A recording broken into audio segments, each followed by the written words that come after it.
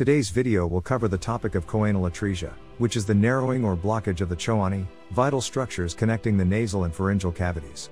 We will discuss embryological development, genetic factors, diagnosis, treatment, and long-term management. Choanal atresia is a condition where the nasal passages are blocked.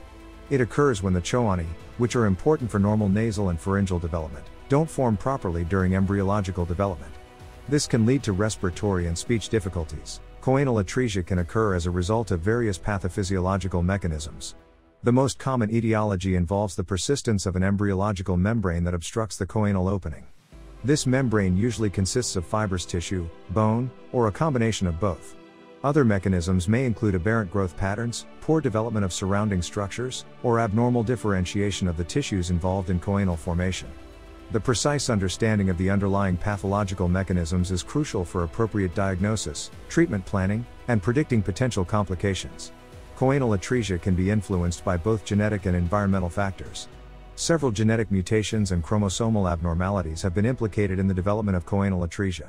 These include mutations affecting major developmental genes involved in facial and cranial development. In some cases, choanal atresia is associated with syndromes such as Charge syndrome, Treacher-Collins syndrome, or Pierre-Robin sequence. Understanding the genetic and syndromic associations is essential for appropriate genetic counseling, management, and the provision of comprehensive care for patients with choanal atresia. To diagnose and treat choanal atresia, understanding the complex anatomy of the choanae and surrounding structures is crucial. This knowledge helps with accurate diagnosis, surgical planning, and reducing complications. Variations in choanae anatomy inform surgical approaches and techniques. Radiological imaging, such as CT and MRI, is essential for diagnosing and assessing choanal atresia. CT provides detailed information on bone structure and stenosis, while MRI shows soft tissue components. These imaging techniques aid in diagnosis, severity assessment, surgical planning, and management. Endoscopic evaluation plays a primary role in the assessment of choanal atresia. Using endoscopes of various sizes, the choanae and related structures can be visualized in detail. Endoscopic assessment provides valuable information about the exact location and morphology of the atretic plate, the involvement of surrounding structures, and the severity of the condition. Classification systems such as the Stankiewicz classification or the Kuhn-Bolger classification assist in categorizing and assessing the severity of choanal atresia. Through endoscopic assessment, surgeons can plan an appropriate surgical approach and determine the best technique for successful repair. In summary, the surgical treatment options for choanal atresia are transnasal endoscopic repair and the external approach. Each approach has its advantages and disadvantages, and the choice depends on patient factors and surgeon experience. Choanal atresia repair is a complex surgery that involves creating a connection between the nasal cavity and nasopharynx. Surgeons use specialized instruments and techniques to remove the blockage, but may face challenges like bleeding or difficulty locating the blockage. Understanding these technical aspects is important for successful surgery. The postoperative management of patients following choanal atresia repair involves careful monitoring and appropriate care to optimize healing and prevent complications. This includes pain management, assessment of nasal patency, wound care, and proper nutrition. Complications that can arise postoperatively include restenosis or reocclusion of the choanal opening, infection, bleeding, nasal synechia, or scarring. Appropriate preventive measures and management strategies need to be implemented to minimize the risk of these complications. Regular follow-up and timely intervention are essential to ensure optimal outcomes and long-term success.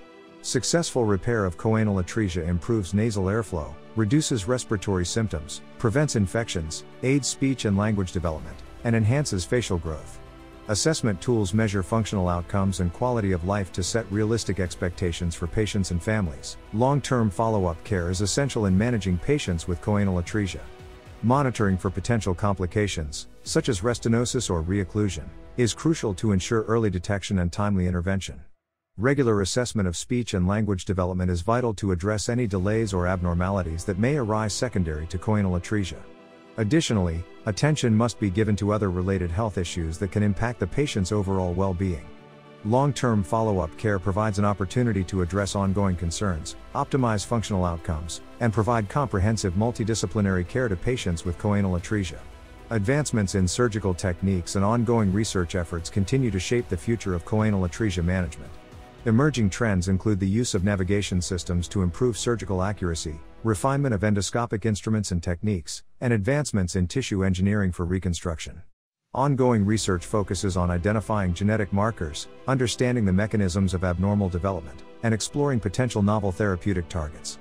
By staying up to date with these advancements, we can provide optimal care for patients with choanal atresia and contribute to ongoing research efforts aimed at further enhancing diagnosis and treatment outcomes. In conclusion, our study on choanal atresia covered its development, surgical methods, and long-term care.